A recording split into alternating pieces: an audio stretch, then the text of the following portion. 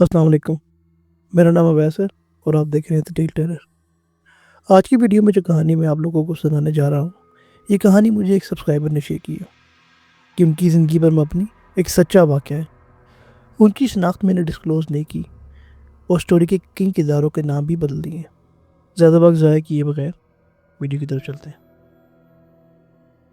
بھائی، امید کرتی ہوں کہ آپ ٹھیک ہوں گے۔ اگلے چند میسیجز میں آپ کو اپنی زندگی کی ایک ریئل انسیڈنٹ کے بارے میں بتاؤں گی۔ اس کہانی کا ایک ایک کردار سچ ہے اور میرے ساتھ ذاتی طور پر یہ واقعات پیش آئے ہیں۔ میں امید کرتی ہوں کہ آپ اپنے ویورز کے ساتھ یہ شیئر کریں گے۔ یہ چند سال پہلے سردیوں کے دنوں کی بات ہے۔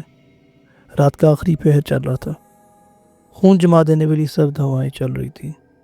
چاند اپنی روشنی پہنانے کی ناکام کوشش کر رہا تھا۔ ایسے میں اپنی پشت پر سیاہ گھنے لمبے بال بکھیرے کسی ٹرانسی کیفیت میں چھت کی جانب جا رہی تھی۔ جیسے ہی میں نے چھت کے دروازے کی کنڈی کھولی، سامنے چھت پر لوہے کی سفید باریک سلاخوں والی کرسی پر ایک عورت بیٹھی نظر آئی۔ وہ سفید پاؤں تک آتے لباس میں ملبوس تھی۔ اس کے بال لمبے تھے اور چہرہ آسمان کی طرف تھا۔ پھر اچانک اس عورت نے رخ موڑ کر مجھے دیکھا۔ اس عورت کا چہرہ کسی کی بھی جان نکالنے کے لیے کافی تھا۔ سفید آنکھوں کی پتلیاں، گلا سڑا چہرہ، جگہ جگہ سے گوشت غائب۔ اس کے مکروہ چہرے کو دیکھ کر میری دھڑکن اتنی تیز ہو گئی کہ مجھے اپنے کانوں میں بھی اپنی دھڑکن کی آواز سنائی دینے لگی۔ اچانک وہ عورت تیزی سے میری جانب بڑھی۔ میں نے پھرتی سے دروازہ بند کرنا چاہا، مگر وہ دروازے میں اتنی قریب آ کر کھڑی ہو گئی کہ اس کی بدبودار سانسیں میری نتنوں تک آ کر ٹکرانے لگی۔ اس عورت نے دل دلا دینے والی مسکراہٹ کے ساتھ مجھ سے کہا، آ گئی تم، اب تم میرے ساتھ ہی جاؤ گی۔ یہ سنتے ہی ایک سرد لہر میری ریڑھ کی ہڈی میں سرایت کرتی محسوس ہوئی۔ جیسے ہی اس عورت نے اپنا ہاتھ میری طرف بڑھایا، دل خراش چیخوں کے ساتھ میری آنکھ کھل گئی۔ ابھی میری چیخوں کی آواز سن کر فوراً میرے پاس آ گئی۔ انہوں نے مجھے گلے سے لگایا، گھبراہٹ سے پوچھا، کیا ہوا بیٹا، تم ٹھیک ہو نا؟ میرا جسم ہولے ہولے کانپ رہا تھا۔ سخت سردی کے باوجود میری پیشانی پسینے سے تر تھی۔ میرے ذہن میں صرف ایک ہی سوال گونج رہا تھا، کیا وہ میرا خواب تھا؟ پنجاب کا دل، باغوں کا پر رونق شہر لاہور، جو اپنی تاریخ میں اپنی مثال آپ ہے، جہاں رہنے والے زندہ دل لوگ ہر کسی کو دل سے خوش آمدید کہتے ہیں۔ بادشاہی مسجد کے قریب پرانی بل کھاتی گلیوں میں واقع ہمارا پرانا طرز کا 10 مرلے کا کشادہ گھر آج بھی اپنی شان و شوکت قائم رکھے ہوئے ہے۔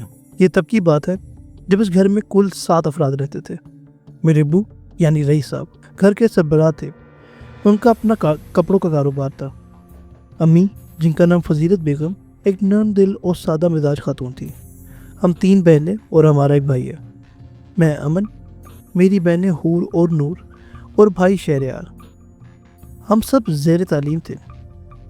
ابو امی کے لیے ہم سب ذہین، باصلاحیت، خوبصورت اور خوش اخلاق بچے تھے۔ 7واں فرد بوا جی تھی۔ ان کا اصل نام کم ہی لوگ جانتے ہیں۔ وہ میرے والد کی رشتہ دار تھی۔ ان کی شادی کے کچھ عرصے بعد ہی ان کے شوہر وفات پا گئے تھے۔ ان کا اپنا کوئی ٹھکانہ نہ تھا، اس لیے وہ برسوں سے ہمارے ہی گھر میں رہا کرتی تھی اور گھر کے کاموں میں امی کا ہاتھ بھی بڑھاتی تھی۔ کلثوم خاتون، امی کی پرانی جان پہچان والی، کچھ مہینے پہلے ہمارے ہی محلے میں شفٹ ہوئی تھی۔ اب وہ ہمارے محلے دار بھی تھی۔ ان کا ہمارے گھر کافی آنا جانا ہو گیا تھا۔ کلثوم ایک حاسد، خود غرض، کینہ رکھنے والی، شاطر اور چال باز عورت تھی۔ وہ خود مشقت بھری اور کٹھن زندگی بسر کر رہی تھی۔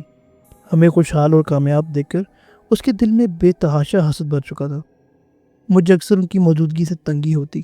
وہ عجیب حسد بھری باتیں کرتی اور انتہائی عجیب نظروں سے گھر کو اور ہمیں گھورتی۔ میں نے کئی بار اپنی امی سے اس بارے میں ذکر کیا، لیکن وہ مجھے ٹال دیا کرتی، کہتی کہ کلثوم کی عادت ایسی ہی ہے۔ حسد انسان کو دھیرے دھیرے جلا دیتا ہے، اور اسی حسد کی آگ میں جل کر ایک دن کلثوم آنٹی نے ایک خطرناک قدم اٹھا لیا۔ یہ بات ہمیں بہت نقصان اٹھانے کے بعد پتہ چلی۔ دسمبر کی ایک دوپہر تھی۔ ہلکی ہلکی سورج کی نرم دھوپ میں اپنے گھر کے کھلے اور کشادہ صحن میں بیٹھی ہوئی تھی، لیکن ذہن کہیں اور بھٹکا ہوا تھا۔ رات کے خواب نے مجھے سخت تشویش میں مبتلا کر رکھا تھا۔ انہی سوچوں کے درمیان میرے ذہن میں اچانک ایک دھماکہ سا ہوا اور میں ماضی کی سوچوں میں گردش کرنے لگی۔ میں ان واقعات کے وقت لگ بھگ انٹر مکمل کر چکی تھی۔ ان خوابوں کا سلسلہ میرے ساتھ تقریباً 2 سال سے چل رہا تھا۔ مجھے یاد ہے جب میں 10ویں جماعت میں تھی تب پہلی دفعہ یہ خواب دیکھا تھا۔ خواب میں نے دیکھا کہ ہمارے گھر کی چھت پر ایک عورت سفید لباس میں صبح کے وقت دیوار کے ساتھ ایک کونے سے دوسرے کونے تک چکر کاٹ رہی تھی۔ اس عورت کا حلیہ بہت خراب تھا۔ سفید لباس میلا اور جگہ جگہ سے پھٹا ہوا تھا، بال مٹی سے اٹے ہوئے تھے اور اس کی پشت پر عجیب انداز میں بکھرے ہوئے تھے۔ اس کی آنکھیں زندگی سے محروم لگ رہی تھی۔ چہرہ اتنا سرخ تھا کہ دہکتا ہوا انگارہ معلوم ہوتا تھا۔ دیکھتے دیکھتے اس عورت نے آسمان کی طرف منہ اٹھایا اور پھر فضا میں تحلیل ہو گئی۔ میں نے یہ خواب گھر میں سب کو سنایا، لیکن میری بات کو بچوں کی ذہنی سوچ کہہ کر ٹال دیا گیا۔ تشویش اس وقت پیدا ہوئی جب میرے اسکول جانے کے بعد پڑوس گھر والی لائبہ جو کپڑے دھو کر چھت پر پھیلانے آئی تھی، اس نے حقیقت میں ہماری چھت پر ہو وہی منظر دیکھا جو میں نے خواب میں دیکھا تھا۔ لائبہ چیخیں مارتی ہوئی نیچے کی طرف بھاگی اور سیڑھی سے گر کر بے ہوش ہو گئی۔ لائبہ کے والدین نے فوراً امی ابو کو بتایا۔ اس واقعے کے بعد امی ابو سخت تشویش اور پریشانی میں مبتلا ہو گئے۔ میرے گھر واپس آنے پر مجھ سے دوبارہ خواب پوچھا گیا اور جو کچھ میں نے بتایا وہ بالکل ویسا ہی تھا جیسا لائبہ نے دیکھا تھا۔ ابو اس معاملے پر میرے نانا جان عبدالقادر صاحب سے مشورہ کرنا چاہتے تھے۔ نانا جان ایک عالم تھے اور انہیں روحانیات کا علم بھی حاصل تھا۔ اب تو خیر میرے نانا ابو حیات نہیں ہیں، اس بات کو سالوں بیت گئے ہیں اور اب میرے خود 2 بچے ہیں۔ بہرحال دور دراز کے لوگ اپنے مسائل کے حل کے لیے میرے نانا ابو کے پاس آیا کرتے تھے۔ امی کو بھی بچپن سے ہی اپنے بابا کی طرح سچے خواب آیا کرتے تھے، اور شاید یہی وصف مجھے ورثے میں نانا جان اور امی جان دونوں کی طرف سے ملا تھا۔ یہ بات ہمیں تب سمجھ آئی جب سارا واقعہ نانا جان کے سامنے بیان کیا گیا۔ انہوں نے اپنے علم کی بنیاد پر بتایا کہ ہمارے گھر پر کسی نے سخت جادو ٹونا کروایا ہے تاکہ ہم مالی طور پر بدحال ہو جائیں اور گھر میں پریشانی آئے۔ انہوں نے نماز اور قرآن پاک کی تلاوت کی پابندی کرنے کی تلقین کی اور ساتھ ہی دم کیا ہوا پانی دیا، جسے پینے کا بھی کہا اور گھر میں چھڑکاؤ کے لیے بھی ہدایت کی۔ میری سوچ کا تسلسل اچانک کے چھناکے کی آواز سے ٹوٹا جب اندر برآمدے سے کسی کی درد بھری چیخوں کی آواز سنائی دی۔ یا اللہ خیر، کہتی ہوئی میں تیز اندر کی جانب بھاگی۔ سامنے بوا جی کی ٹانگ پر وزنی گلدان گر کر ٹوٹ چکا تھا، جبکہ اس کا تیزدار ٹکڑا ان کی ٹانگ کے آر پار ہو چکا تھا۔ ان کی ٹانگ سے خون پانی کی طرح بہہ رہا تھا۔ یقین جانے بھائی کہ میں نے اپنی زندگی میں اتنی تیزی سے خون بہتے ہوئے نہیں دیکھا۔ فوراً انہیں ہاسپٹل لے کر جایا گیا اور ان کی ٹانگ کو آپریٹ کیا گیا۔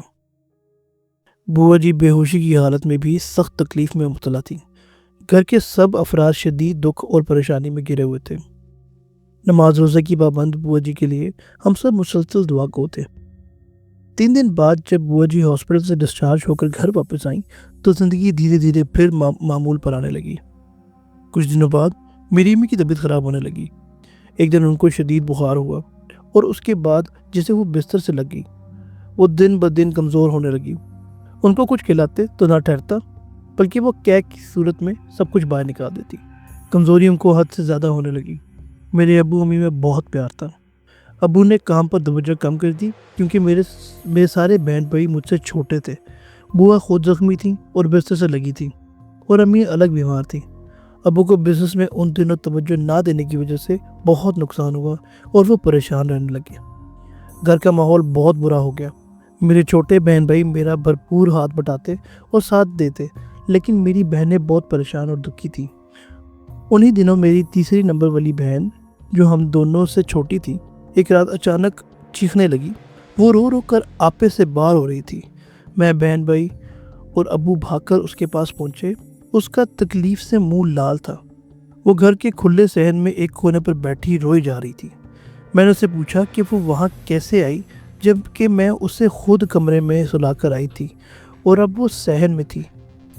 اس نے بتایا کہ اس کی آنکھ شدید تکلیف سے کھلی اور اس کو کسی نے تھپڑ مارے۔ جب ہمیں روشنی میں اس کا چہرہ دکھا تو میرا دل دھک سے رہ گیا۔ اس کا منہ سوجا ہوا تھا اور دونوں گالوں پر باقاعدہ ہاتھ اور انگلیوں کے نشان تھے۔ میں رونے لگی۔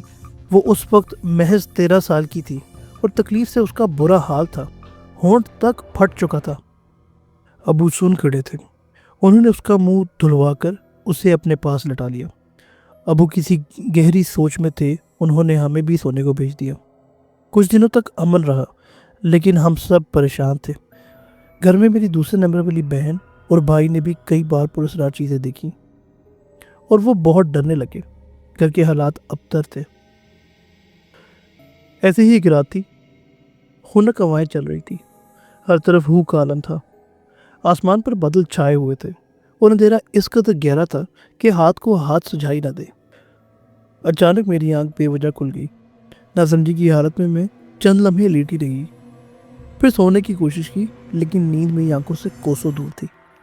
بے-چینی سے کروٹیں بدلتے ہوئے مجھے کسی کی آہٹ سنائی دی۔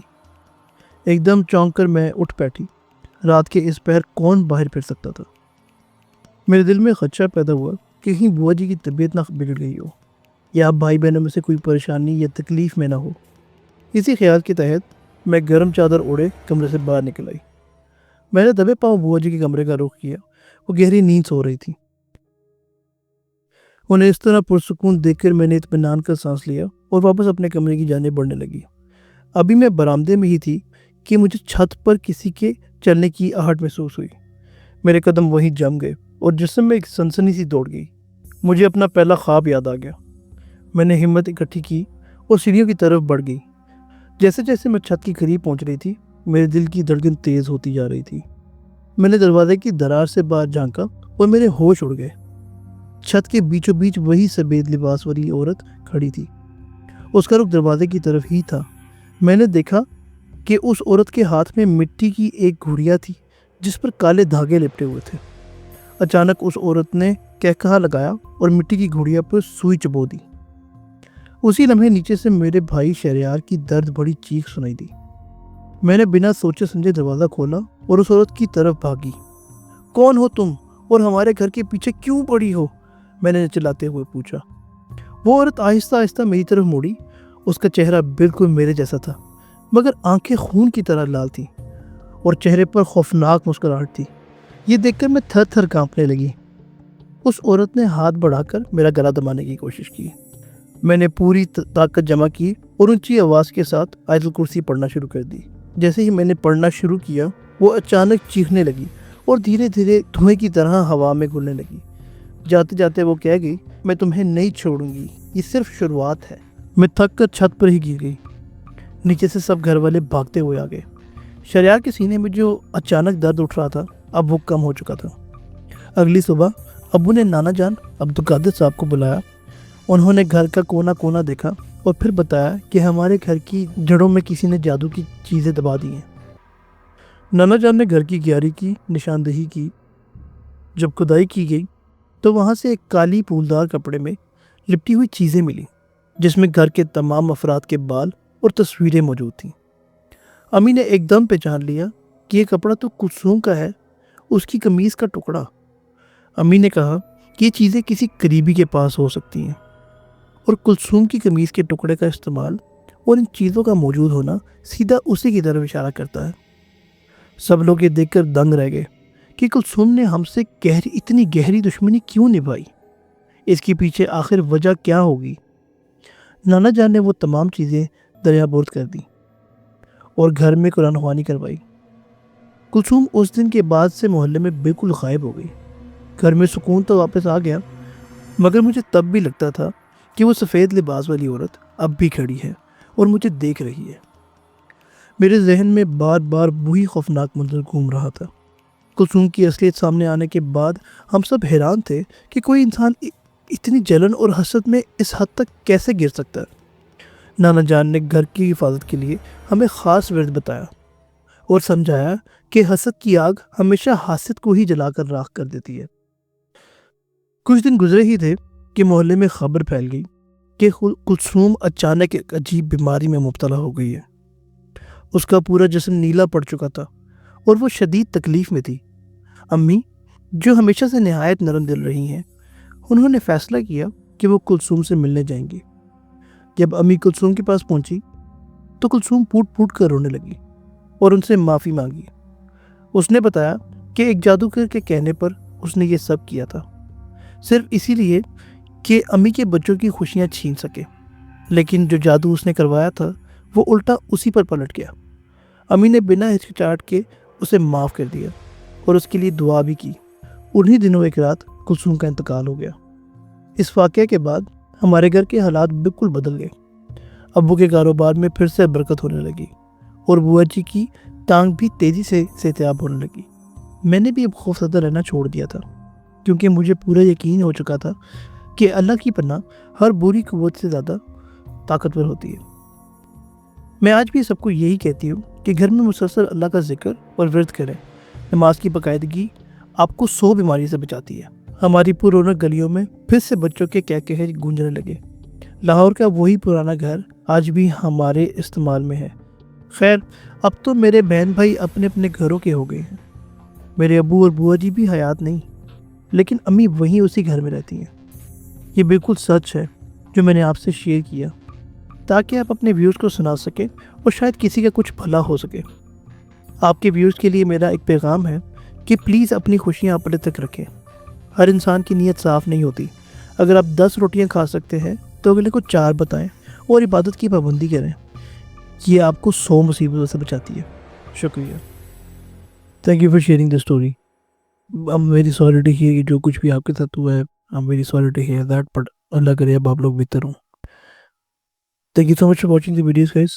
یہ تھی اسٹوری آج کی جو میں نے کور کی آن مائی یوٹیوب چینل اباؤٹ کالا جادو. اگر اسی طرح کی کوئی اسٹوری آپ کے پاس بھی ہے یا کوئی خدا نخواستہ حادثہ کوئی اگر آپ کے ساتھ پیش آیا تو آپ وہ مجھے واٹس ایپ پہ یا آپ مجھے میری ای میل ایڈریس پہ سینڈ کر سکتے ہیں and I will make sure to cover that on my YouTube channel. باقی once again thank you so much for watching. If you're here, thank you so much. Like and subscribe to the video and to my YouTube channel and I'll see you in the next one. تب تک کے لیے اللہ حافظ.